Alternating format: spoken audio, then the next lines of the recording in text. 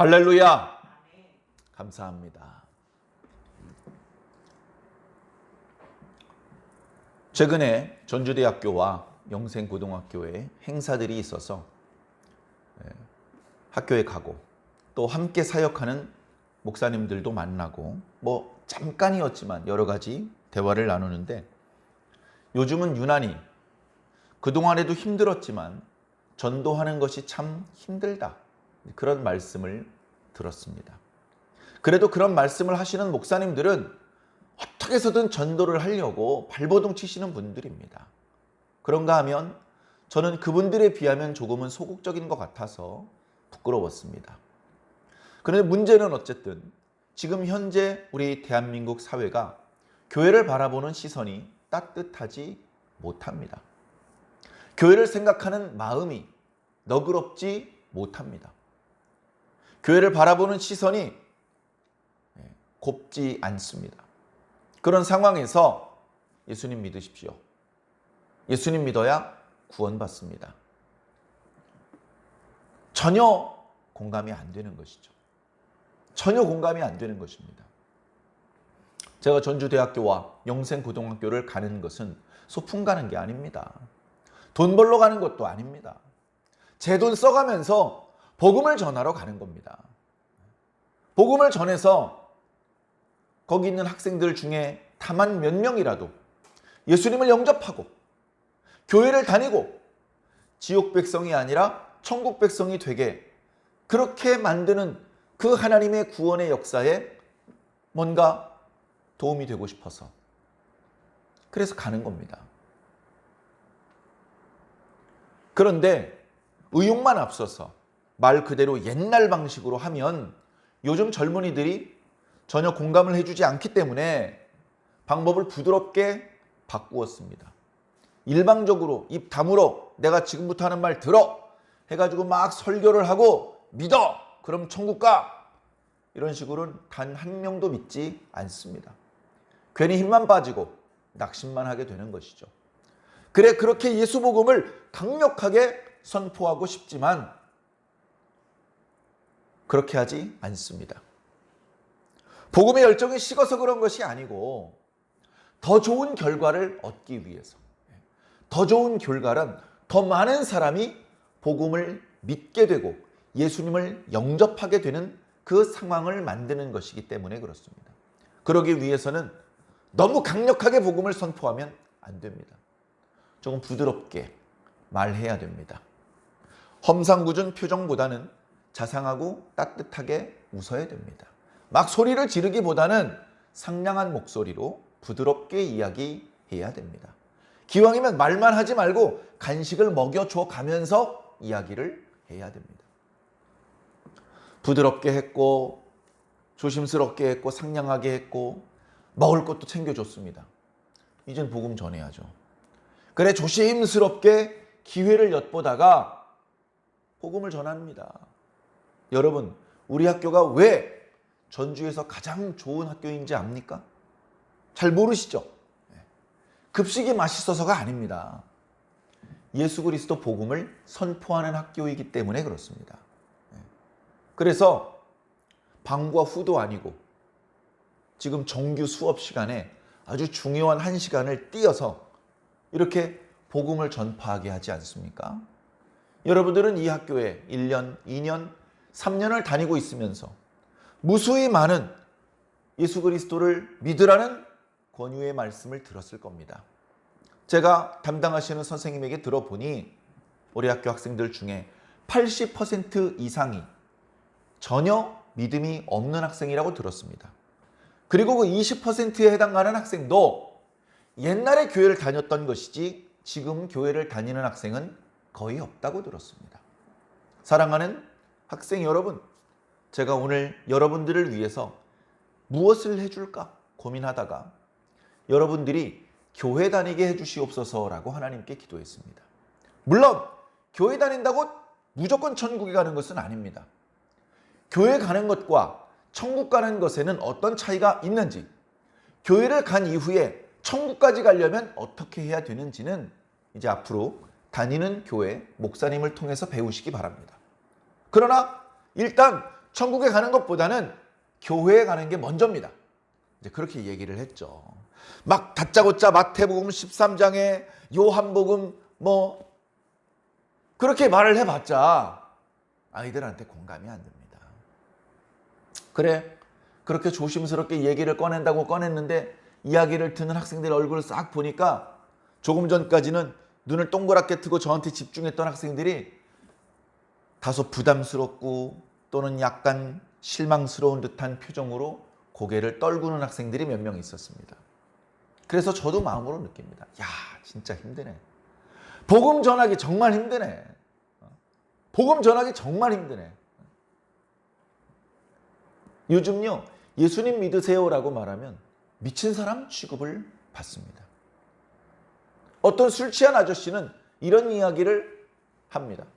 야, 예수쟁이! 니네 교회 나가서 찬송가 불러 여기 밖에까지 나와서 찬송 부르지 말고 니네 교회에 가서나 성경책 읽어. 여기 밖에서 읽어주지 말고. 당신 목사야? 왜 나왔어? 교회 놔두고 교회로 들어가. 이렇게 얘기를 하는 그런 시대를 지금 우리가 살고 있습니다. 목사가 길거리에 나가서, 교회 밖에 길거리에 나가서 복음 찬송을 부르고 성경 말씀을 외치고 돈 벌러 나간 겁니까? 자기 돈 써가면서 나가는 거예요. 지나가는 사람한테 전도지도 주고 사탕도 주고 커피도 주고 그거 돈 받고 파는 겁니까? 그냥 주는 거잖아요. 왜 나왔습니까? 제발 살으라고. 죽지 말고 좀 살으라고. 그럼 고마운 줄 알아야 되는데 무식하면 용감하다고 고맙다는 소리를 하는 게 아니라 욕을 해서 쫓아보냅니다. 욕만 하면 다행이죠. 옛날에요. 띵동. 누구세요? 예, 귀한 말씀 가지고 왔습니다. 그럼 대문이 열리면서 구정물을 확 끼얹어 뒤집어 쓰는 거예요. 다시는 오지 마시오. 고마운 줄 모르고 그렇게 대접을 하는 시대인데 오늘날은 몇몇 지독한 몇몇 사람들이 문제가 아니라 거의 대부분의 대한민국 국민들이 교회를 다니지 않는 대부분의 대한민국 국민들이 어른으로부터 어린이에 이르기까지 교회를 보는 시선이 곱지 않습니다. 너무나 안타깝습니다. 교회 안으로 들어가서 소리 나지 않게 창문 다 닫고 그리고서 찬송을 부르든지 성경책을 읽든지 하라는 겁니다. 목사님 하고 싶은 얘기가 많은가 본데 당신네 교회 성도들 데리고 교회로 들어가. 거기서 얘기해. 저는 그럴 수가 없습니다. 교회 안에 성도들이 몇 명 없기 때문이 아니라 처음부터 하나님께서 저에게 복음을 선포하라고 명령을 내리셨을 때 예배당 안에서만 선포하라고 말씀하신 적이 없습니다. 예수님께서 회당에서만 말씀을 선포하신 것이 아닙니다. 사도들이 회당에서만 말씀을 선포하신 것이 아닙니다. 예수님께서는 시장에서도 말씀을 선포하셨습니다. 사도들은 감옥에서도 말씀을 선포했습니다. 말씀을 선포할 수 있는 허락받은 장소가 따로 있고 말씀을 선포하면 안 되는 금지된 장소가 따로 있는 것이 아닙니다. 금지된 장소는 없습니다. 최소한 하나님께서 금지하신 장소는 없습니다. 사람들이 금지한 곳은 혹시 있을지 모르겠습니다. 그러나 사람이 금지했을 뿐 하나님께서 금지한 것이 아니기 때문에 우리는 거기 가서도 복음을 선포할 겁니다. 그러면 그곳에서 복음을 선포하는 것을 금지한 사람들이 잡아가겠죠. 끌고 가겠죠. 때리겠죠. 욕하겠죠. 뭐 감옥에 가둘지도 모릅니다. 상관없습니다. 목이 떨어져도 복음은 전해야 되는 것이기 때문에 그렇습니다. 그런 일사각오의 정신이 없으면 복음 사역자가 될 수 없습니다. 기독교인이 될 수 없습니다. 목사님, 선교사님, 열정이 아주 뜨거운 전도사님, 이런 아주 예외적인 소수의 몇몇 사람들만 그렇게 하는 것이 아니고 예수님을 믿는 모든 그리스도인들은 다 그렇게 해야 되는 것입니다. 전도는 전도사만 하는 겁니까? 목사는 전도 안 해도 되네. 권사는 권하기만 해야지 전도는 하면 안 돼. 그런 겁니까? 아니죠. 모든 그리스도인들은 전도해야 됩니다. 전도는 교회 안에서 하는 겁니까? 아니죠. 여긴 전도 끝난 사람들이 모여있는 데고 전도는 이제 예배 끝나고 문 열고 나가면서 전도하는 겁니다. 전도는 교회 밖에서 하는 겁니다. 그런데 세상은 말합니다. 교회 밖에선 입을 다물라는 것이죠. 교회 밖에선 입을 다물어라. 교회 밖에서 우리 그리스도인들의 입을 다물면 하나님이 기뻐하실까요? 마귀가 기뻐할까요? 마귀가 기뻐합니다. 우리는 다른 건 몰라도 마귀가 좋아하는 일은 할 수가 없습니다. 우리는 하나님을 기쁘시게 하는 자들이 되기를 원합니다. 마귀의 칭찬받고 사단의 칭찬받고 세상의 칭찬받으면 뭐합니까? 욕을 먹어도 괜찮으니까 우린 하나님께 칭찬받는 사람들이 되시기 바랍니다. 하나님께 칭찬받으려면요, 입을 다물고 있으면 안 돼요. 입을 열어야 됩니다. 선천적인 장애가 있는 사람은 여러 가지 다른 방법으로 복음을 전파할 수 있습니다. 말을 못하시는 분들은 수화를 쓸 수도 있고 그림을 그릴 수도 있고 글씨를 쓸 수도 있고 무용을 할 수도 있고 얼마든지 복음을 전파할 수 있는 방법들이 있습니다. 그래서 저와 여러분들은 모두 복음을 전파하는 일을 해야 됩니다. 제가 전주의 모 대학교와 고등학교에서 사역하는 말씀을 잠시 드렸는데 학교에서 학생들을 강당에 모아놓았더라도 내 승질대로 해가지고서는 좋은 열매가 맺어지지 않습니다. 그래서 기도하면서 고민을 하는 것이죠. 야, 기회가 생기긴 생겼는데 어떡하지? 어떤 방법을 써야 짧은 시간 동안에 이 학생들에게 감동을 줄 수 있을까? 어떤 방법을 써야 학생들이 졸지 않고 이 이야기를 들어줄까? 어떤 방법을 써야 학생들을 교회로 인도할 수 있고 예수님께 인도할 수 있을까? 연구를 하는 것이죠. 그냥 얘기하기보다는 노래를 한 곡 부르고 하는 게 부드러운 것 같아. 그냥 얘기하기보다는 사탕이라도 주고 커피라도 한 잔씩 주고 그리고서 얘기를 꺼내야 부드러운 것 같아. 그렇게 어떻게 하면 더 좋은 열매를 맺을 수 있을지 기도하면서 고민하는 것처럼 그 고민을 저 같은 목사만 하는 것이 아니라 우리 모든 그리스도인들이 해야 됩니다. 왜? 우리 모든 그리스도인들은 복음을 전파해야 하는 사람들이기 때문에 그렇습니다. 우리 승질대로 막 전파해가지고는요, 좋은 열매가 맺혀지질 않아요. 좋은 결과가 돌아오질 않습니다. 그래서 소리를 지르기 전에 먼저 생각해야 되는 거죠. 어떤 방법을 쓸까? 어디로 갈까? 누구를 만날까? 뭐라고 말할까? 어떤 말부터 시작을 할까? 어떤 표정을 지을까? 어떤 옷을 입을까? 얼마나 생각할 게 많습니까? 기도하면서 생각하는 것이죠. 그리고서 한번 시도해 보는 겁니다. 처음부터 잘 될 리가 있나요? 말도 뒤죽박죽, 그리고 뭐 여러 가지 준비 못한 것도 있고 실수도 하고 잘 안 됐어요. 그러면 이제 틀린 겁니까? 아니죠. 더 고민하고 더 생각하고 더 잘 준비해서 다시 시도를 해야죠. 다시 움직여야 됩니다. 우리 그리스도인들은 멈춰 있으면 안 됩니다. 강물이 이렇게 떠내려갈 때에 그 떠내려가는 강물과 함께 떠내려가는 물고기는 죽은 물고기입니다. 우리 살아있는 그리스도인들은 시류에 따라서 흘러 떠내려가는 물고기처럼 살아서는 안 됩니다.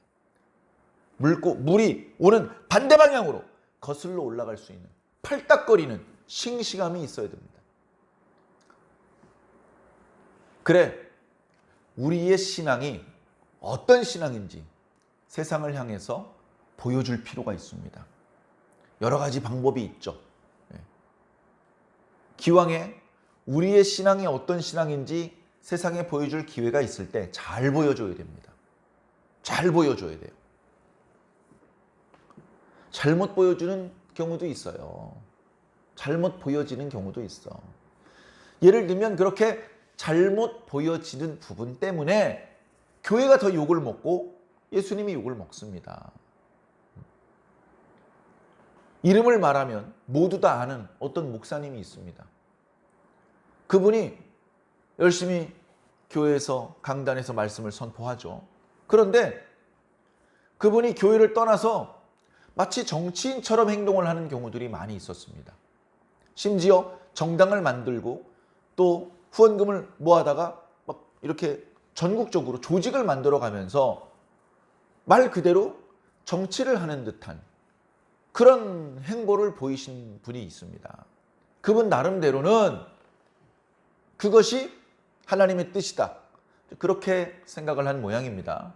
근데 문제는 그분의 그런 행보가 세상 사람들의 눈을 찌푸리게 만드는 겁니다. 심지어 성도들의 눈살도 찌푸러지게 만들고 있습니다. 그분의 그 행동 때문에 전도가 잘 안 돼요. 그분의 그 행동 때문에 교회 다니던 사람도 떠납니다. 그분의 그 행동 때문에 정부에서 의도적으로 교회에 불리한 정책을 마련하고 교회와 갈등을 빚는 경우도 있었습니다. 신사적이지 못하고 합리적이지도 못하고 그렇다고 성경적이지도 못한 그런 언행으로는 하나님도 사람도 기쁘시게 할 수가 없습니다. 우리의 신앙을 세상에 보여줄 때 잘 보여줘야 됩니다. 잘 보여주는 방법은 딱 하나예요. 그냥 우리가 좋은 신앙을 가지고 있으면 아무렇게나 보여줘도 잘 보여주게 됩니다. 그런데 우리의 신앙이 뭔가 건강하지 못하고 왜곡되어 있고 병들어 있는 신앙이라면 아무리 포장하려고 해도 이상한 모습으로 드러날 수밖에 없습니다. 사랑하는 성도 여러분, 그래서 제가 신약 성경이든 구약 성경이든 말씀을 마무리할 때 거의 매번 우리 각자 자기 자신을 돌아봅시다 라고 말씀을 드린 겁니다. 우리 각자 자기 자신을 돌아봐야 돼요. 야야야야, 너 머리 좀 빗고 다녀. 야 임마, 그 에리가 뒤집어졌잖아. 다른 사람 잘못된 부분 잘 보이니까 막 지적질하고 손가락질하죠. 자기 자신을 못 봐요. 자기 자신을 못 봐. 자기를 봐야 돼, 자기를. 그래서 다른 사람도 도와줄 수 있으면 도와줘야 되지만 자기 자신을 먼저 바르게 세워야 되는 겁니다. 자기 자신이 잘 안 보여요. 우리 옷이나 얼굴이나 잘 안 보이니까 거울을 보지 않습니까? 그런데 우리 신앙인이 자기 신앙을 보려면 어디다 봅니까? 거울 봐도 안 보이거든요, 신앙은. 그래서 우리는 우리의 신앙을 말씀이라고 하는 거울에 비추어 보는 거예요. 말씀. 말씀을 떠나서는 아무것도 안 되는 겁니다. 교회를 일주일에 10번을 갔는데 예배는 한 번도 안 드렸어. 그럼 교회 마당만 밟고 가는 거지 하나님 만나고 간 건 아니잖아요. 예배를 드려야 되고 말씀을 들어야 됩니다. 듣기만 하면 되나요? 할 수만 있으면 읽는 것도 해야죠. 말씀을 듣고 읽는 것만 하면 되나요? 기도도 해야죠. 그래서 우리 그리스도인들의 기초 중의 기초가 말씀과 기도입니다. 옛날 월드컵 신화를 썼던 히딩크 축구 감독이 우리나라 축구 대표 감독이 되고서 기초 체력, 달리기, 그 다음에 패스, 그것부터 엄청나게 훈련을 시켰어요. 엄청나게 뛰어다닙니다. 그리고 정확하게, 아무리 지쳐가지고 다리가 힘이 풀려 있어도 정확하게, 빠르고 정확하게 패스를 할 수 있도록 그렇게 훈련을 한 거예요. 그게 기초입니다. 어떻게 공을 차야 공이 바나나 킥을 이루면서 골인을 시킬 수 있고, 어떻게 해야 상대 수비수를 제치고 드리블을 할 수 있고, 이런 어려운 기술 필요 없습니다. 기초가 안 돼 있는데 뭘 할 수 있어요? 신앙에도 기초가 있는데 말씀과 기도가 신앙의 기초입니다. 사도 바울도 그러므로 말씀과 기도로 거룩하여진다. 모든 신앙은 말씀과 기도를 빼고는 이야기할 수 없습니다. 목사님들 맨날 성도님들에게 말씀 가르쳐드리고 기도하니까 목사님들끼리 모이면 그거 안 할 것 같죠? 아니요. 목사님들끼리 모이면 절반이 예배입니다. 모이면 무조건 예배부터 드려요. 예배 짧지도 않아. 예배 제대로 드립니다. 그리고 나서 운동을 할 때도 있고, 그리고 나서 밥을 먹으러 갈 때도 있고, 그리고 나서 회의를 할 때도 있습니다. 첫 번째는 예배입니다. 아, 예배도 안 드리고 밥 먹는 게 어딨어? 식사가 늦어지더라도요, 예배 먼저 드립니다. 아, 예배 드리는데 설교 없이 예배 드립니까? 성경 말씀 펼치지 않고 그냥 대충 예배 드린 걸로 칩시다. 그렇게 넘어갑니까? 안 되는 예배부터 드려야 됩니다. 교회는 그냥 교회가 아닙니다. 교회 개척을 하고 문을 열어놓고 간판도 달아놓고 불도 밝혀봤는데 아무도 안 와요. 아무도 안 와. 아, 동네 사람들 여기 뭐 교회가 있는지도 모르나 봐. 모르긴 뭘 몰라. 다 알아. 교회 간판 단 날부터 어이구 여기 교회 들어오네? 다 알고 있습니다. 말을 안 할 뿐이죠. 문 열고 들어와서 같이 예배를 드리지 않을 뿐이죠. 동네 사람들 다 압니다. 저 교회 왜 요새 간판에 불이 안 들어오지? 네, 저희 교회 간판이 고장났거든요. 고치려면 좀 비용이 제법 드는데 고민을 하고 있습니다. 어떻게 바꿀지. 그래, 다른 사람들이 이제 뭐 사정이 있겠지. 아주 불이 꺼진 건 아니야. 그래도 예배 시간에 불이 켜지는 걸 보면 교회가 이렇게 운영이 되고는 있는데 사정이 있겠지. 작은 교회니까 뭐 여러 가지 사정이 없겠어? 말을 안 해서 그렇지 동네 사람들이 다 알고 있어요. 네? 그래서 교회는 성도들이 적더라도 이미 그 지역사회에 영향력이 있는 겁니다. 교회에서 특히 저희 교회 외부에 큰 현수막 잘 안 답니다.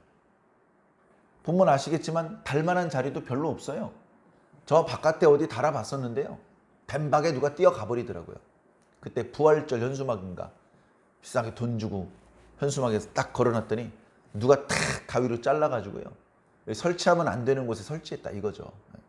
그래가지고 건물에다 이제 설치를 해야 되는데 우리 건물에 상가들이 많다 보니까 간판도 많고 현수막도 빈틈이 없어요. 그래서 외부에 어지간하면 현수막을 잘 설치하지 않습니다만 만약에 제가 안 되겠어. 우리 지역 사회를 향해서 내가 목소리를 내야 되겠어. 하면서 할 말이 있으면 현수막을 붙입니다. 그러면요. 다 봐요. 다 본다고. 뭔가 이 지역 사회에 크지는 않지만 영향력이 있는 것이 교회입니다. 학원, 카페 그런 것하고 또 달라요. 저는 그것이 교회의 힘이라고 생각합니다. 그래서 별로 특별한 일도 없는데 막 현수막 걸고 주변 사람들이랑 실갱이하고 그런 거 안 합니다. 나중에 정말 필요할 때 해야 되기 때문에 정말 필요할 때 한 방을 터뜨려야 되기 때문에 지금 때를 기다리고 있는 것이죠. 세상에 선한 영향력을 줄 수 있어야 됩니다. 영향력을 줄 수 없으면 죽어 있는 것이고 불이 꺼져 있는 것이고 존재의 이유가 없는 것입니다. 그래, 영향력이 있는 사람은 잘해야 돼요. 영향력이 있는 사람은 잘해야 돼요. 지나가는 사람에게 물어봅니다. 선생님, 제가 고민이 있는데 묘책이 없을까요? 무슨 말씀이십니까? 이번에 직원 중에 과장을 한 명 승진을 시켜야 되는데 누구를 승진해야 될지 모르겠습니다. 어떤 사람을 과장으로 승진시켜야 될지 모르겠습니다. 여러분, 누구를 과장으로 승진시켜야 됩니까? 뇌물 준 사람, 90도로 인사한 사람, 같이 술 많이 마신 사람, 그 사람을 승진시켜야 됩니까? 그 사람 승진시켜도 되겠죠. 근데 그런 방법을 쓰면 그 회사는 오래 못 갑니다. 곧 망합니다. 능력 있는 사람을 올려야 되거든요. 자, 그런데 과장은요, 일반 평사원하고 달라요. 영향력이 있습니다. 과장이 아침 일찍 출근하잖아요. 그 팀은 다 아침에 일찍 출근하게 되어 있습니다. 과장이 회식 자리에 가서 술 안 마셔요. 그러면 그 팀은 술 안 마십니다. 회식 끝나고 회사로 또 들어와서 일합니다. 과장이 직원들보다 실적을 더 많이 올렸어요. 그러면 직원들이요, 더 열심히 일합니다. 자, 그런데요, 과장이 맨날 술 마시고 지각 출근을 합니다. 그럼 직원들도 지각하는 거예요, 이제. 과장이 양복에 넥타이 메고 출근하는 게 아니라 맨날 티셔츠에 잠바떼기 입고 출근합니다. 그럼 직원들도 쓰레빠 신고 출근하는 거예요, 쓰레빠 신고. 과장은 평사원하고 달라요. 영향력이 있단 말이죠.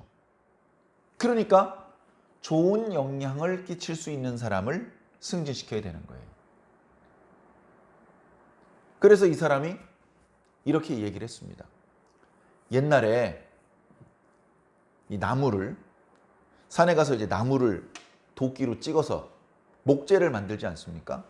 나무가 있습니다. 아, 두꺼워, 높아. 그래가지고 도끼로 찍어서 나무를 넘어뜨리고 짜잘한 가지를 친 다음에 그 몸통, 그걸 목재로 쓴단 말이에요. 자, 그런데 어떤 나무는 반듯합니다. 반듯한 나무가 쓰기가 좋아요. 기둥으로 쓸 수도 있고 여러 가지로 쓰임새가 좋습니다. 근데 어떤 나무는 구부러져 있어. 나무가 이렇게 구부러져 있어요. 아, 이거 못 써. 구부러진 걸 기둥으로 써봐요. 어떻게 되겠습니까? 지붕을 지탱할 수 있겠습니까? 와장창 무너져 버리는 거죠. 자, 그런데 경험이 많은 목수는 도끼로 나무를 찍어서 가지고 와가지고 보관을 할 때 보관하는 방법이 달라요. 어떻게 하냐면 구부러진 나무를 아래쪽에다 쌓아 놓습니다. 구부러진 나무가 아래쪽에 있어요. 그리고 반듯한 나무가 위에 있다고요. 자, 구부러진 나무가 있어요. 자, 땅에다가 아래쪽에 구부러진 나무를 먼저 놔요. 그리고 반듯한 나무를 위에다 올려놓는 겁니다. 여러 개를 올려놓겠죠. 이게 경험이 많은 목수의 나무를 보관하는 방법이에요. 반듯한 나무가 구부러진 나무를 눌러서요, 구부러진 나무가 반듯해져요. 오랫동안 눌러놓으면. 그런데 이걸 반대로 했다고 칩시다. 반듯한 나무를 밑에다 놨어요. 그리고 구부러진 나무를 위에다 올려놨어요. 그럼 구부러진 나무가 펴질까요? 계속 구부러진 상태로 있는 겁니다. 이 이야기를 하면서 반듯한 사람을 과장으로 승진시켜야 됩니다. 반듯한 사람을. 반듯한 사람이 사장이 돼야 되고, 반듯한 사람이 교수가 돼야 되고, 반듯한 사람이 목사가 돼야 되고, 반듯한 사람이 대통령이 돼야 되는 겁니다. 반듯한 사람이 윗전이 돼야 되는 거예요. 윗물이 맑아야 아랫물이 맑은 겁니다. 반듯한 사람이 있으면 그 밑에 있는 사람이 뇌물 받고 지각하고 이런 거 할 수가 없어요. 위에 있는 사람이 반듯해야 됩니다. 우리 그리스도인들이 위에 올라가야 됩니다. 위에. 서로 올라가고 싶어요. 내가 과장이 먼저 되고 싶고, 내가 사장이 되고 싶고, 승진하고 싶죠.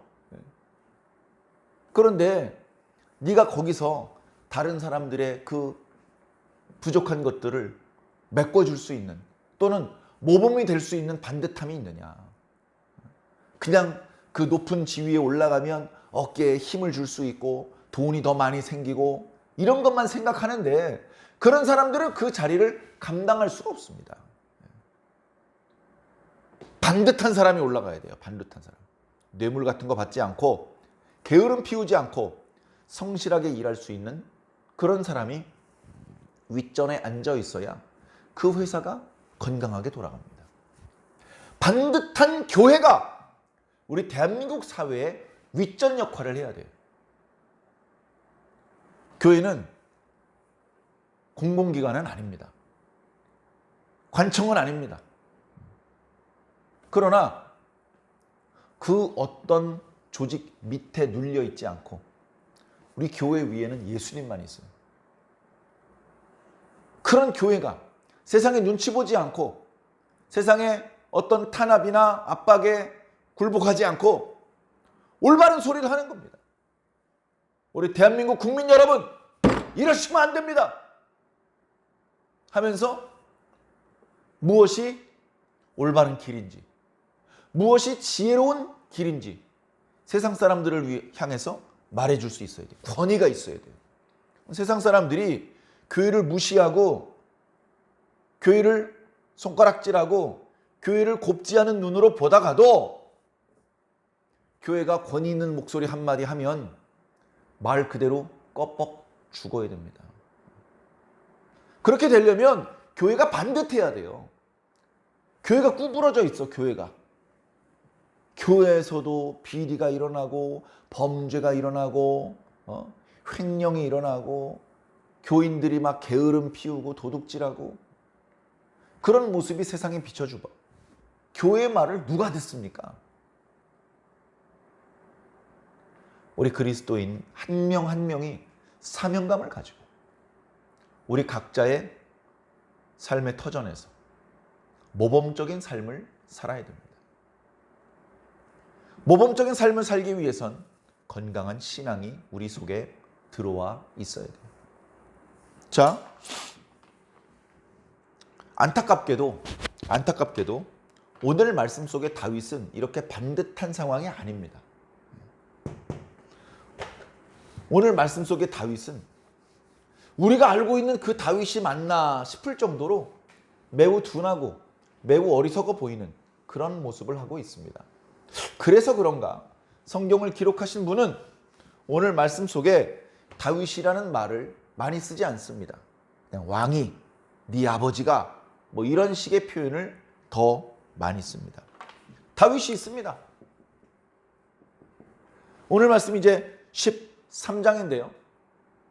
우리가 이미 묵상했던 지난주와 지지난주 말씀에 11장에 범죄했어요. 11장에 범죄했어요. 간음죄와 살인죄를 저질렀습니다. 12장에 선지자 나단이 와서 책망을 합니다.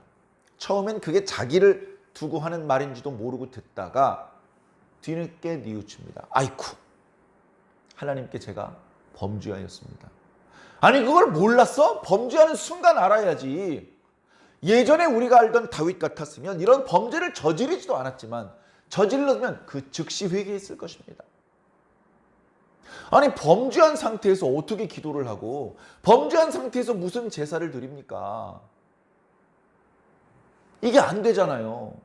그러니까 아마도 그러면 안 되는데 우리 다윗이 이제 더 이상 날마다 하나님 앞에 무릎을 꿇고 기도하거나 눈물을 쏟고 기도하거나 하나님 앞에 경건한 마음으로 제사를 드리거나 하지 않고 있나 봐요. 꽤 오랜 기간 동안. 그래서 선지자 나단을 통해서 하나님께서 책망을 하십니다. 다윗이 회개를 합니다.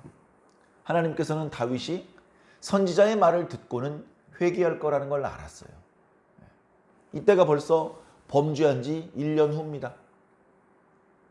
그러나 그래서 하나님께서 다윗을 용서하시고 원래는 죽어야 될 죄인이지만 다윗을 죽이지는 않으셨지만 다윗이 저지른 문제 때문에, 그죠? 간음과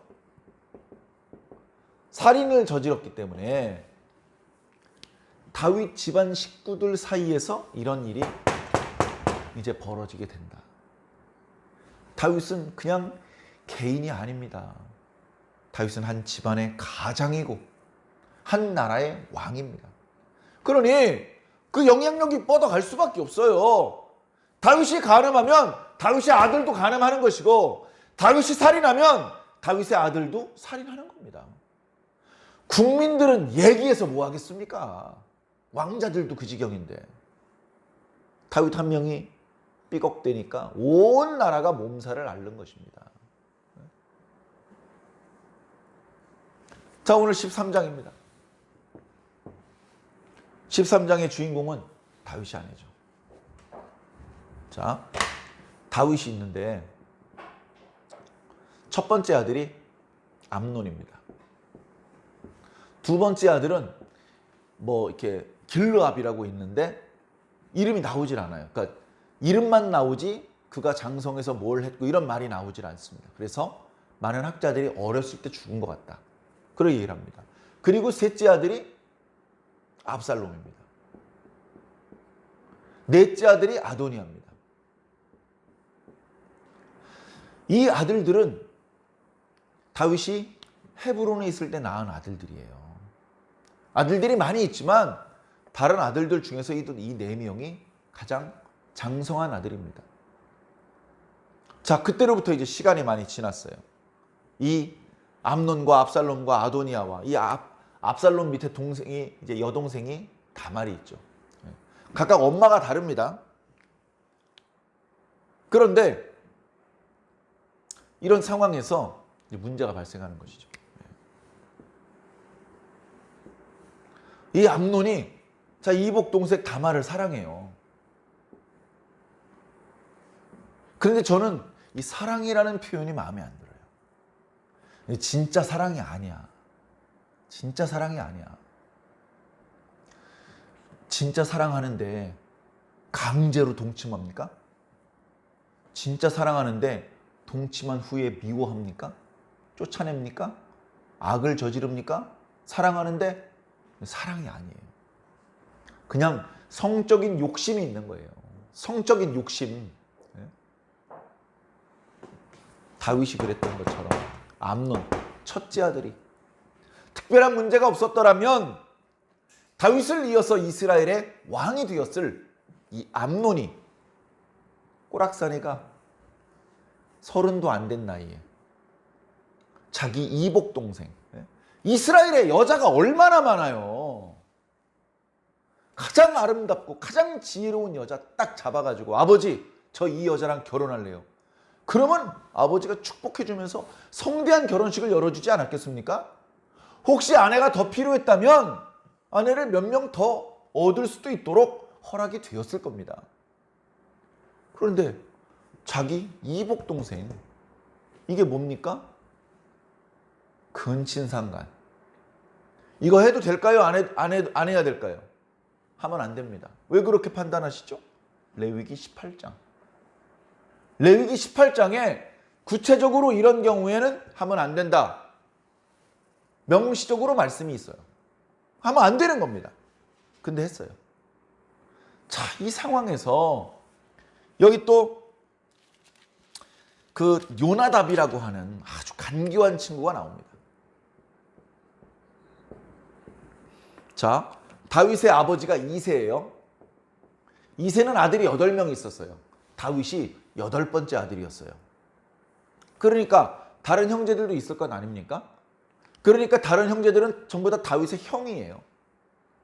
다윗의 형이야. 그 형들의 아들이 있으니까 암논하고 이제 사촌지간이 되는 거죠. 사촌지간. 형 동생 하는 겁니다. 암논이 형이었던 모양이에요. 요나답이 아유 암논 형 뭐 고민 있어? 왜 그렇게 얼굴이 삐쩍 꼴았어? 이렇게 이제 얘기를 한 거겠죠. 그랬더니 아 나 다말을 사랑하는데 내가 뭐 어떻게 할 수가 없네. 아우 속상해 죽겠어. 답답해 죽겠어. 뭐 이렇게 얘기를 하는 겁니다. 근데 이 요나답이 간교한 사람이라고 성경이 오늘 말씀에 소개하고 있어요. 창세기 3장에 보면 뱀을 간교하다고 소개하고 있습니다. 하나님의 지으신 들짐승들 중에서 뱀이 가장 간교하더라. 그 뱀 속에 마귀가 들어갔고 그 뱀이 하와를 범죄하여서 선악을 알게 하는 나무 열매를 먹게 만들고 하와는 그것을 아담에게 주어서 먹게 만들고 그래서 비극이 시작되었죠. 간교한 건 좋은 것이 아닙니다. 그런데 요나답이 간교했어요. 왜 이 자식이 이렇게 간교하지? 저는 그런 생각을 했습니다. 아이고 야 암논 니네 아버지 다윗이 왕이니까 네가 그렇게 왕자 대접받고 자식. 야 우리 아버지가 왕이 됐으면 막 내가 왕자야. 아 나 정말 억울해 죽겠네. 우리 아버지가 형인데. 아마 이런 생각을 했던 것 같습니다. 요나답의 아버지는 다윗보다 형이에요. 시므이. 시므아인가요? 시므아. 여러분, 다윗이 왕이 되지 않고 시므아가 왕이 될 수 있습니까? 시므아가 형인데 왜 막내인 다윗이 왕이 돼? 자, 이게요, 이렇게 형 동생으로 왕이 되냐 마냐가 결정되는 문제가 아닙니다. 다윗은요, 아주 어렸을 때부터 하나님을 아는 사람이었어요. 아주 어렸을 때부터 형들의 양들을 치기 위해서 노상 들판으로 뛰어다닐 때부터 늘 하나님께 기도하던 사람, 하나님께 찬송 부르던 사람이었어요. 하나님께서 다윗을 알아요. 다윗이 하나님을 알아요. 그러다가 골리앗을 죽였어요. 그때부터 다윗의 이름이 이스라엘에서 유명해지기 시작한 겁니다. 아주 어렸을 때부터 하나님께서 그를 아시고 선지자 사무엘을 통해서 그의 머리에 기름을 부어주신 사람이에요. 시므이는 그때 뭐 했습니까? 하나님도 몰랐고요. 아무것도 아닙니다. 이스라엘의 왕이 나이 많으면 할 수 있는 겁니까? 하나님께서 선택하셔야 하는 겁니다. 진짜 왕은 하나님 한 분입니다. 그걸 아는 다윗은 자신을 가리켜서 멜레크라고 말하지 않았어요. 왕이라는 표현을 쓰지 않았어요. 나기드, 난 지도자야. 난 목자야. 이스라엘 백성들이 하나님의 양떼들이야. 나는 하나님의 양떼들을 돌보는 목자야. 아무도 이 이스라엘 백성들을 해치지 못하도록 외적들을 물리치고 이스라엘 백성들이 편하게 먹고 살 수 있도록 도와주는 게 내 임무야. 그런 생각을 죽을 때까지 하고 있었어요. 그러니 다윗은 구약 성경이 말하는 모범 답안이 될 수 있었던 겁니다. 하나님께서 왕이십니다. 하나님께서 왕이시고 하나님께서 당신 마음에 드는 사람을 왕으로 세우시는 거예요. 하나님께서 시므아가 아니라 다윗을 마음에 들어 하셨습니다. 다윗을 가리켜 너는 내 마음에 합한 자라고 말씀하셨습니다. 그래서 다윗이 왕이 된 거예요. 그래서 암논이 왕자가 된 겁니다. 야, 요나답, 네가 인마 왕자가 될 수 있는 상황이 아니야. 근데 그 말을 알아들을 정도면 간교하지도 않았겠죠. 어리석고 간교하고 지혜롭지도 못하면서 좋지 않은 결과를 불러올 수밖에 없는 악한 꾀를 자꾸 만들어냅니다. 형, 내가 방법을 알려줄게. 일단 아픈 척해. 아픈 척해. 들어 누워있어. 조금 심심하더라도 방에 계속 누워있어. 왕과 함께 왕자들이 식사를 하잖아. 거기 가지 마. 그러면 야, 왜 암논은 안 왔니? 하고 물어볼 거야. 암논이 몸이 아프다는 것 같습니다. 그러면 와 볼 거야. 암논, 많이 아프니? 그렇게 네 아버지가 문병을 하러 오면 아버지 아파요. 아버지 부탁이 있는데요. 다말이 음식을 차려가지고 저에게 먹게 해주면 그러면 조금 힘을 내볼 수 있을 것 같아요. 요즘 젊은 사람들 말로 개 지금 펴고 있는 겁니다. 그런데 다윗이 그걸 모를까요? 말도 안 되는 소리 하지 마. 보니까 꾀병 같은데 벌떡 일어나. 뭐 이렇게 해야 되는데 그렇게 하지 않고 다말에게 야, 너 가가지고 네 오라비한테 음식 좀 차려줘라. 이런 얘기를 하는 거예요. 그래가지고 다말은 아버지의 명인이 음식 재료를 가지고서 암논의 집에 갑니다. 암논의 집에 가가지고 음식을 만들어요. 과자도 만들고 스프도 만들고 해가지고 음식상을 차려요. 차리는데 안 먹는 거예요. 안 먹는 거예요. 드셔야 됩니다. 드셔야 됩니다. 먹기 싫다. 시끄러. 다 나가. 다말 빼고 다 나가. 그래서 집에 있는 사람들을 전부 다 집 밖으로 나가게 만들고 다말에게 음식을 가지고 침실로 들어오라고 합니다. 나쁜 놈. 그래가지고서 내 입에 네 손으로 과자를 내 입에 넣어달라는 거예요. 여러분 집에 가서 여러분 아내한테 그렇게 한번 해달라고 해보십시오.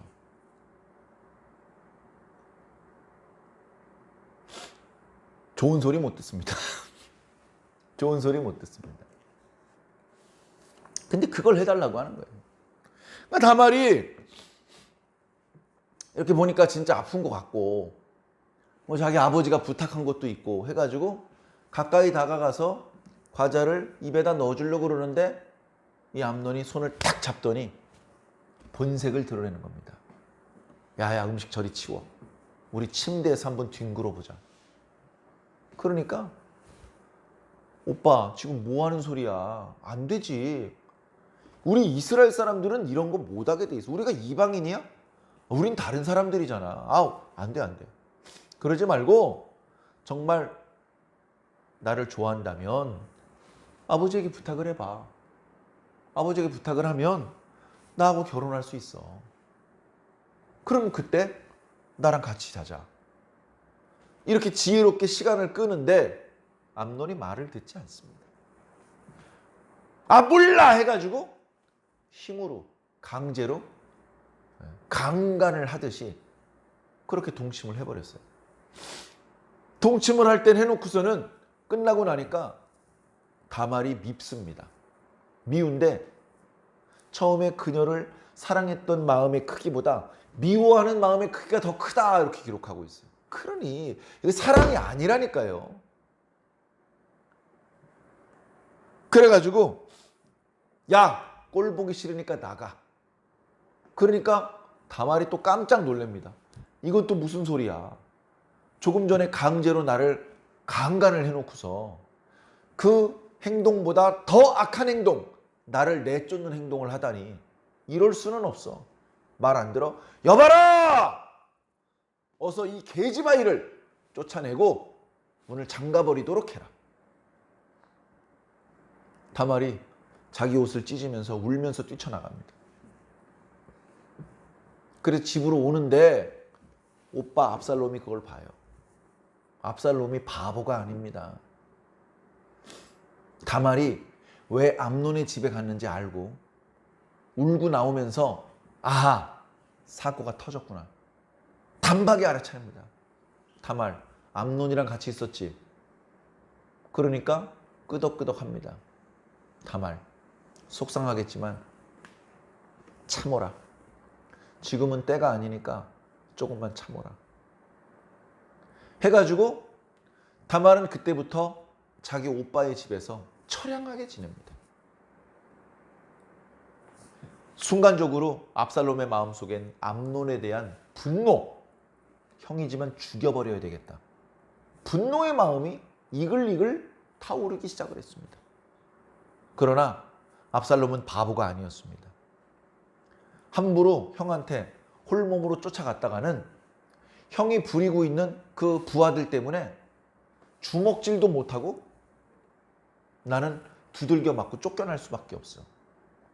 너무너무 화가 나지만 어금니 깨물고 때를 기다립니다. 2년이 지났습니다. 2년이 지났어요. 그리고서 압살롬이 작전을 짭니다. 압살롬이 양을 쳤는데 양의 털을 깎을 때가 됐어요. 양 털 깎는다는 것은 양을 털을 깎아서 그걸 내다 팔면 큰 돈을 벌기 때문에 큰 잔치가 벌어지는 그런 일입니다. 그래서 그런 행사를 딱 만들어 놓고 다윗을 찾아갑니다. 왕이시여, 제가 드디어 양털을 깎게 됐습니다. 궁에만 계시느라고 얼마나 무료하십니까? 제가 잔치를 준비했으니 왕께서는 신하들과 함께 가시죠. 제가 한번 대접하겠습니다. 근데 다윗이 안 가겠답니다. 야, 신하가 얼마나 많은데 또 양털 깎아봐도 몇 마리 안 되잖아. 야, 그냥 너희 가족들이나 신탕 마시고 즐겁게 보내. 나까지 가서 너한테 신세를 지고 싶지 않다. 거절을 하는 거예요. 그러니까 얘기를 합니다. 아버지께서 못 가신다면 우리 암논 형과 우리 왕자들만이라도 함께 가게 해주십시오. 야, 암논까지 갈 게 뭐야. 그냥 너희 식구들끼리 즐거운 시간 가져. 아이고, 왕이시여. 자, 다 준비해놨는데 어떡하란 말입니까? 그래 간절히 청하니까 다윗이 압살롬에게 명령을 내립니다. 왕자들과 함께 압살롬의 집에 좀 가봐라. 거기 양털 깎고 잔치를 벌여놨다고 하니까 축복해주고 즐겁게 먹고 마시다 와라. 그렇게 얘기를 했겠죠. 압살롬은 돌아와서 미리 부하들한테 이야기를 해놓습니다. 내가 한 얘기 알고 있지? 암논이 올 거야. 그럼 내가 신호를 하면 암논을 죽여. 걱정하지 마. 내가 다 책임질 거니까. 그렇게 해서 암논과 왕자들이 왔을 때 그때 압살롬이 신호를 합니다. 죽여라! 그래가지고 일순간에 그 주변에 있는 압살롬의 부하들이 암논에게 달려들어서 암논을 죽여버렸어요. 다른 왕자들은 안 죽였습니다. 다른 왕자들은 어마야 이게 뭐야 해가지고 술 먹다 말고 각자 자신들이 타고 왔던 노새를 타고 도망을 갑니다. 그 소식이 다윗에게 들렸어요. 다윗이 화가 납니다. 다윗은요 멍청해. 암논이 다말을 사랑하는 줄도 몰랐고 암논이 꾀병을 부리는데 그것도 모르고 암논이 다말을 유인을 하려고 그러는데 그것도 막지 못하고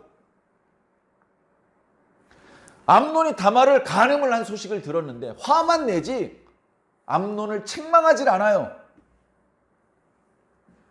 압살롬이 다윗이 충분히 암논을 책망을 했더라면 매질을 하고 그의 죄상을 만천하에 드러내고 옥에 가두고 저지른 잘못만큼 벌을 주었더라면 압살롬이 분노하지 않았을 것입니다. 그런데 다윗이 화만 내지 아무것도 안 해요. 아무것도 안 해. 저 암논은 아버지가 벌 주지 않았으니까 내가 벌 주겠다. 이런 계획을 세운 것입니다. 그래, 압살롬이 양털을 깎아가지고 잔치를 여니까 그게 암논을 죽이기 위한 작전인 줄도 몰라요. 전에는 전쟁할 때마다 기도하면서 올라갈까요? 매복할까요? 하나님께서 가르쳐 주신 대로 했는데 기도를 통 안 하나 봐요 이제. 우리 신앙인들은 말씀과 기도인데 지금 다윗의 모습은 말씀 기도가 없는 상태인 것 같습니다. 그래가지고 암논이 그 양털 깎는 현장으로 가게 만듭니다. 그래서 압살롬이 죽어요.